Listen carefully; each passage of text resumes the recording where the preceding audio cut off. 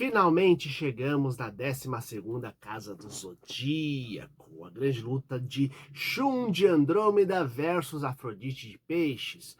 Porém, aqui eu vou fazer um pouquinho diferente devido a certas dúvidas que eu vi o fandom ter desde a época da animação original mesmo do mangá. Então, venham comigo aqui, Luiz do Monstros e Aventuras, para acompanhar o 7º episódio da saga dos Cavaleiros do Zodíaco, a Batalha pelo Santuário, a série 3D CGI da Crunchyroll, e que eu falo isso pro pessoal saber que não vai mais voltar para Netflix, a série começou na Netflix temporadas atrás e agora vai ficar definitivo no Crunchyroll até outro streaming comprar ou a Crunchyroll pegar, propagar ou fazer algum outro tipo de negociação, né?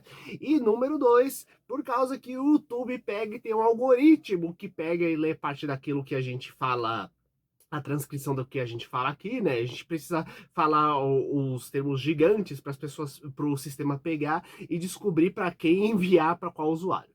Pois bem, a primeira coisa que eu quero comentar com vocês aqui é o seguinte: muita gente se pergunta por que diabos, se o cavaleiro é do signo de Peixes, não tem nada relacionado com animais marinhos ou poderes aquáticos, o cavaleiro de Peixes, né? Ficou tudo lá para a constelação de Aquário, né? Para o mestre do yoga, o que está acontecendo aí? E o que tem a ver Afrodite, a deusa da beleza, justamente com um cavaleiro de ouro de Peixes? Pois bem, vamos explicar um pouquinho aqui. Em primeiro lugar, essa questão de água, ela não tem a ver com essa questão de signos de fogo, água, ar, etc. atual.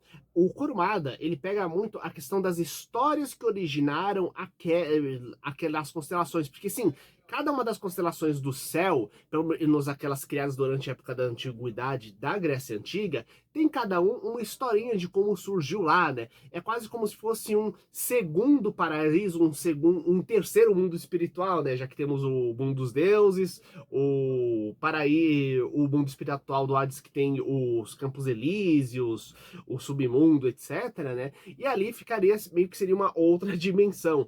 E o que ocorre? O signo de Aquário, para vocês entenderem, antes de chegarmos em Peixe, ele era uma divindade que, na verdade, ele começou como um humano, pelo qual Zeus se apaixonou, trouxe a pessoa para o Monte Olimpo e ele virou o distribuidor, o controlador da água dos banquetes dos deuses, né? Então, é justamente um deus que serve água entre as outras divindades, né? Então, essa divindade menor pegou e ganhou justamente um signo do zodíaco para ele, né? Então, por isso, os poderes de controle da água do Camus.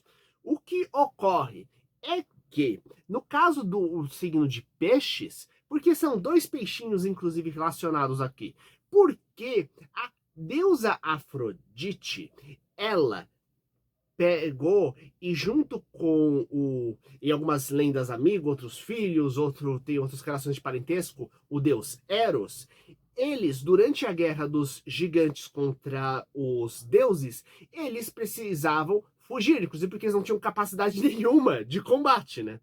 Já que eram deuses relacionados com amor, relacionamento, etc, né? E o que acontece? Teve em uma das versões das lendas, um grupo de peixes pegou e ofereceu para eles refúgio se disfarçando. Então o que acontece? Eros e Afrodite se tornaram uma dupla de peixes que ficaram escondidos até o final da luta dos deuses contra os gigantes. Quando finalmente acabou e os deuses ganharam, eles voltaram às suas formas divinas e transformaram esses peixes em constelação também, para pegarem e viverem em eternidade, transformando numa espécie de deuses menores também.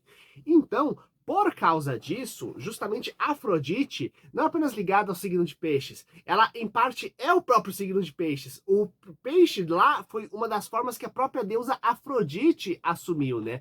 Então faz todo sentido de que justamente seja o personagem que seja do signo de Peixes ganhe o nome de Afrodite, inclusive porque lembrando que os Cavaleiros do Zodíaco, para terem acesso aos poderes dos 12 signos, eles têm que ter nascido naquele período, então faz sentido ter ganho o nome de Afrodite, né? E número 2, né? Faz todo sentido ser a deusa do amor e da beleza ser justamente rosas a base dos golpes principais, né? Inclusive um pequeno detalhe que eles fizeram nessa animação. No original, o Cavaleiro de Peixe simplesmente joga uma rosinha para dar de entrada, como se fosse aqueles vilões clássicos que tem aquela rosa na boca, ou heróis, né, que tem uma rosa na boca, aparece de forma misteriosa, joga no chão. A gente vai lembrar, por exemplo, do depois, como isso foi utilizado anos depois com o Tuxedo Mask de Sailor Moon, né? Só que o que ocorre? Aqui fica bem claro como o arremessar da rosa do Afrodite, ele é transformado num golpe em si. Não como se fosse um golpe especial, mas como se fosse uma técnica básica. Só que uma técnica tão forte capaz de rachar rochas, né? Então, o que ocorre é que praticamente um ser humano normal seria morto instantaneamente por um ataque de uma rosa do Afrodite. Aí, ao mesmo tempo, quando a gente vê os golpes que o Afrodite tem, que o primeiro que a gente conhece aqui é o Rosas Diabólicas Reais, mas a gente vai ter outros dois golpes que os fãs clássicos já conhecem nos próximos episódios, né? O que ocorre? Dá pra ver como a gente pode pensar como se cada golpe fosse uma especialização dele justamente desse golpe básico. O golpes diabólicas reais, nessa animação, é colocado como se fosse uma chuva de pétalas de rosas envenenadas. Então, focado justamente nas pétalas, né? Os golpes que o pessoal do fandom conhece, as rosas piranhas e rosas sangrentas que queremos ver no próximo episódio, né? A gente pode pensar como são fincados justamente na questão dos espinhos e o outro no caule, né? Então, eu acho muito legal como essa desenvolvimento da animação de transformar num golpe básico próprio o arremesso da rosa do Afrodite ajuda a dar esse sabor a mais pra história, né? Agora, entrando em si no episódio, que eu quero dividir em duas coisas. Os pequenos detalhes que que criam o clima da situação e a história em si. Em relação aos pequenos detalhes, nós vemos a ideia de que o nascer do sol está chegando e com isso acabar as 12 horas que a deusa Atena tem de vida, porque a flecha mágica que está presa no peito dela está prestes a atingir o seu poder mágico e destruí-la, né? E o que ocorre? A gente vê a tensão se espalhando entre os cavaleiros e mesmo dentro do grande vilão, né? Dentro do grande vilão, porque ele tem a parte boa e a parte ruim do vilão que estão se degradando entre si, né? Um dizendo que ele está prestes a se tornar um deus e dominar a Terra, e outra parte pegando, dizendo, não, você é do mal, vai dar um jeito de pegar, e o Cavaleiro de Pegasus lendário exercer a profecia aqui e destruir o seu império do mal aqui, gente. E é bem bacana porque, estão recuperando a ideia de existir uma lenda do Pégaso como um guerreiro lendário que serve a Atena, que foi mostrado no início da série, né? E você fica bem no clima de que a maioria das pessoas não leva essa lenda a sério, porque o Pégasus é uma constelação de bronze dentro dos signos dentro do sistema de cavaleiros, né? Então ninguém leva a sério a ideia, inclusive, porque a última vez que teve um grande combate com a Atena foi 250 anos atrás, né? Então não sobrou muita gente para contar a história. Inclusive, se seguir o material original, a gente só teve 2 sobreviventes na última Guerra Santa da deusa Atena, né? Então, isso dá a entender que quase a gente teve um monte de registros do santuário, ou mesmo poucos registros daquela guerra, né? Que a única pessoa que saberia dizer isso, inclusive, é aquela Cleo, que é aquela personagem nova que faz o registro das guerras santas e dos acontecimentos do santuário, né? Então, realmente, é mostrado apenas como uma lenda, né, que ninguém confirma ou não o que é, né? E, além disso, a gente vê que o Kiki, que é o aprendiz do Ferreiro Mu, o aprendiz do consertador de armaduras, o aprendiz do Cavaleiro de Ouro, ele pega e faz ponto de piadinha o tempo todo, mas é para disfarçar a tensão, sabe?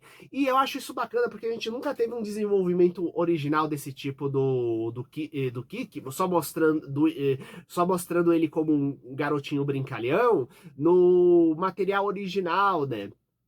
Que a gente só teve algum desenvolvimento desse personagem anos depois, quando foram mostradas as aventuras dele como adulto. Então, tô achando legal o desenvolvimento dos personagens aqui, né? E mesmo da Shun, né? Que aqui ela tá com sangue nos olhos para se vingar da morte do mestre dela, né? E, ao mesmo tempo, tem aquela tensão. Ela tá, inclusive, tá tentando disfarçar que não é por vingança, dizendo, Seiya, você vai na frente e eu fico aqui, porque a gente tem que acelerar as coisas, né? A gente não pode perder tempo. E, ao mesmo tempo, quando a gente chega na batalha principal, eu simplesmente adorei. porque temos uma mega apresentação justamente do Cavaleiro Afrodite numa grande explosão de pétalas de rosas, e aquela coisa, começa com um pequeno ataque que parece vindo do nada com algumas rosinhas, depois ele aparece numa grande explosão de pétalas de rosa, e temos ainda mais rosas ainda, quando pega e o Seiya chega na escadaria, né, e acaba desmaiando envenenado por elas, né, mostrando inclusive que o ataque meio surpresa que ele teve das rosas do início, não foi somente uma coisa para espantar, um ataque inútil, mas como se o Afrodite fala que cada pétala e cada pólen da planta está em tudo envenenado, então ele está envenenando os cavaleiros desde antes deles chegarem dentro da casa dele, sabe? Mostrando toda a estratégia. E o que acontece é que a June surge para pegar e ajudar a Shun, que inclusive está sendo envenenada desde que chegou aqui, enquanto a June acabou de chegar, né?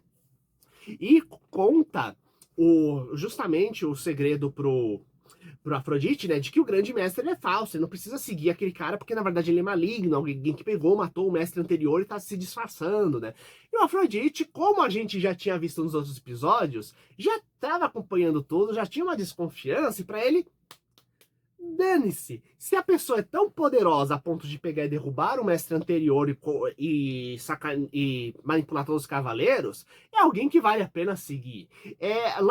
O Afrodite, ele acaba tendo o mesmo padrão mental do Cavaleiro de Câncer, que é, eu estou lá não para derrotar os adversários, eu estou lá para matar eles, e dois, eu só considero justo e bom quem tem força suficiente para fazer justiça. Então eu fico do lado do mais forte porque eu sei que é a pessoa que vai ganhar. E não a pessoa do tipo, eu estou do lado daquilo que eu considero justiça, daquilo que eu considero melhor para a humanidade. É uma coisa muito, tem que ser forte e cruel para defender o mundo das forças do mal, né? Sem perceber que você está se tornando uma própria força do mal tão ou pior do que aquilo que você quer defender, sabe? Então, eu acho legal esse dinamismo justamente dessa questão das crenças dos dois. E quando a June se junta com Shun para pegar e lutar contra a Afrodite, é uma batalha bacana, porque a June várias vezes acaba salvando a Shun, que tá meio envenenada, né? E ao mesmo tempo, temos uma questão importante, que é a comparação dessa batalha contra a primeira aparição do Afrodite na série. Porque é o seguinte, aqui nós temos duas coisas que são principalmente inéditas, que é a Shun sendo ajudada pela June, que não tem no original, e dois, a gente teve outra coisa que não teve no original é que foi mostrado os detalhes de como Afrodite de Peixes matou a mestre de Shun. Inclusive porque no original só é mostrado que ele matou o mestre, não teve muito detalhe, e aqui a gente tem uma luta completa. E é muito bacana, porque é o seguinte, a gente tem com isso uma luta anterior para comparar, e são feitos vários paralelos entre as duas lutas. Afinal, o que acontece? Na luta anterior, basicamente, contra a mestra do Shun, contra o Cavaleiro de Dédalus, que era mestre dos dois, de Shun e de June, a Afrodite de Peixes pega, menospreza ele, aí então em seguida o adversário, o mestre do Shun, pega e se disfarça no meio da escuridão para tentar atacar ele de surpresa, só que diz que os golpes dele não servem para nada e depois elimina ele com um único golpe, que é o Rosas Diabólicas Reais, falando que estava envenenando o cavaleiro o tempo todo. E ao mesmo tempo esse paralelo, porque ele também está envenenando os dois o tempo todo, enquanto mais tempo eles estiverem na casa, mais estão sendo envenenados. Só que dois, quando ele dá o golpe de Rosas Diabólicas Reais, ele dá várias vezes, porque realmente os dois não caem, mostrando que eles estão num nível de poder um pouco superior, pelo menos, ao mestre deles. O que faz sentido, porque a June, na temporada anterior, ela teve que derrotar justamente o fantasma do próprio mestre, e para isso teve que dar um golpe que fosse tão ou mais poderoso quanto o nível de poder dele de prata. Então faz sentido a June ela conseguir temporariamente, não por muito tempo, já que inclusive ela chega no final, depois de alguns ataques, ela finalmente acaba desmaiando, né? Consiga pegar e superar temporariamente o mestre, só que só por alguns minutos. A gente pode pensar que aquilo que Shun está para os Cavaleiros de Ouro, a June está para os Cavaleiros de Prata também, o que é bem bacana, já que fica mais bem estruturada a história. Além disso, uma outra coisa importante, Quando o Shun finalmente pega, exerce seu poder total, manifesta todo o poder oculto que ele sempre teve medo de exercer, com medo de machucar as pessoas, como foi mostrado no início da série, a gente vê que, ele age como se não tivesse veneno nenhum, talvez o Cosmo, inclusive, regenerado, curado o corpo dele, né? Como é mostrado em vários pontos dessa saga dos Cavaleiros de Ouro, onde o poder do Cosmos tem poder de regeneração, tanto que o Shun, quando eleva o poder, melhor, o Shiryu de Cavaleiro de Dragão, quando elevou o poder do Cosmo dele, foi capaz de curar a própria cegueira, né? E o que acontece? A Shun, literalmente, ela consegue refletir o golpe do Cavaleiro de Afrodite, o que deixa ele apavorado, e o Afrodite em seguida ele copia a técnica justamente que ele desprezou do mestre do Shun, né? Pegando, se escondendo, né? Só que ao invés de escuridão, numa grande nuvem de pétalas de rosas, né? Pra pegar e atacar escondido, né? Até que a Shun pega e ataca ele, conseguindo localizar ele no meio das rosas. Então, é muito... O feitiço se virou contra o feiticeiro. Aquilo que ele desdenhou tanto e humilhou, ele acabou tendo que recorrer e mesmo assim ficou dessa situação inversa, acabou levando exatamente o mesmo destino que pegou e teve justamente o coitado do cara do bem que ele pegou e eliminou no começo da história, sabe? Então é muito legal que realmente a batalha, como foi estruturada, a batalha contra o Daedalus no início da história, essa e batalha aqui, toda detalhada nova, permite dar uma nova camada de significado, né? E ao mesmo tempo, a presença da June, ela dá um saborzinho extra, mas sem pegar e perturbar a batalha principal, né? Inclusive, porque eu acho que essa versão do Cavaleiro de Peixes, com todo esse poder, essa nuvem de rosa aparecendo tudo mais, esse combate do início contra o Daedalus, eu acho que ele se mostra muito mais imponente do que a versão original dele, né? Então faz sentido a June... A Shun ter uma mãozinha extra no início para poder, antes de pegar, e conseguir chegar no mesmo nível de poder do Afrodite, o que é bem bacana. E com isso a gente abre as portas para o próximo episódio, né? Inclusive, 2 vezes a gente vê uma mega defesa da corrente de Andrômeda contra Afrodite. Em seguida a gente vê um ataque que foi basicamente impossível de deter das correntes contra a Afrodite, né? Então todo mundo já tá ansioso e quem conhece a história original já sabe exatamente o quanto a Afrodite tá furioso com aquelas correntes e vai dar um jeito nela, né? Inclusive aquilo que muita gente espera agora é ver como vai ser a parte do combate da Shun, onde sem as correntes ela vai mostrar o poder máximo dela, né? Inclusive, foi mostrado no trailer da história, no trailer justamente dessa temporada, que vamos ter sim um flashback mostrando como foi o treinamento da Shun, né, e o despertar dos seus poderes originais com a ajuda do Mestre Dédalo, né, então estou ansioso. E eu quero saber de vocês o que estão achando dessa temporada, o que estão achando desse episódio, coloque aqui embaixo, compartilhe com seus amigos e até o próximo vídeo. Falou!